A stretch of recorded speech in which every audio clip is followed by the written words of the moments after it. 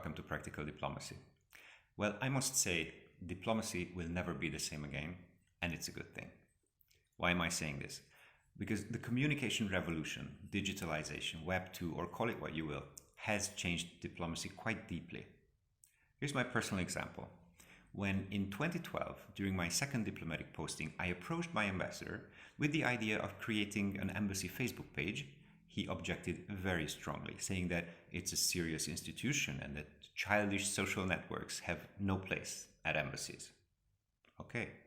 In 2016, during my third diplomatic posting, my idea of creating an embassy Facebook page was welcomed by my ambassador, insofar as saying, well, I don't like social media and I don't have any of it, but since many are doing it, more and more embassies are also appearing online, let's do it, let's not fall behind. And in 2020, when during my fourth diplomatic posting, we organized an interview in the leading daily paper of the host country, my ambassador told us, yes, okay, I'll appear in the print version, but please focus on how we will multiply the reach online on Facebook and Instagram while I put it out on my Twitter. The difference between these extremes is not more than 8 years. And some attitude, of course. So first and foremost, online tools have brought diplomacy out of the shadows and brought it closer to people. Back before smartphones and Web 2, the general public didn't really know what foreign policy is all about or what are the main issues of their country's Ministry of Foreign Affairs. Now, foreign ministers, foreign ministries, embassies, Facebook, Twitter, and Instagram pages can have hundreds of thousands of followers who then all multiply the outgoing information with every like, comment, and share. So it is obvious that diplomatic activities are no longer confined to the shiny halls where governments make pacts and secret deals without the world knowing or being interested. Yeah, I'm not saying that never happens, but the everyday functioning is out in the open.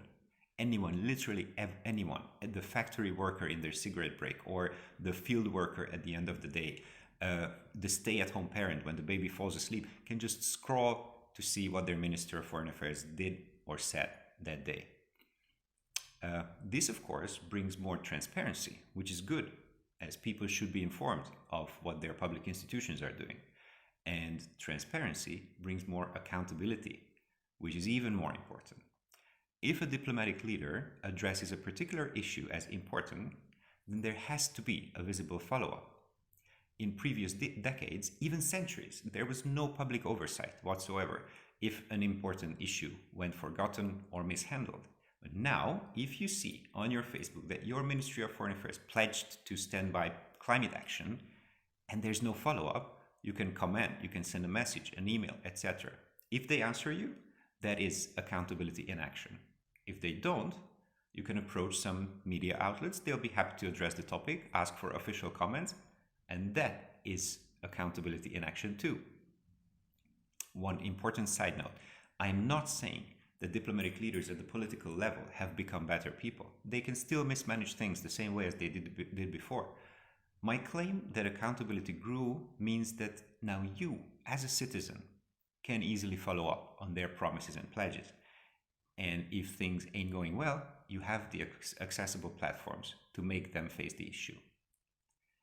It is interesting that even the substance of diplomacy has changed, with diplomatic leaders now knowing that their activities are conducted in the open.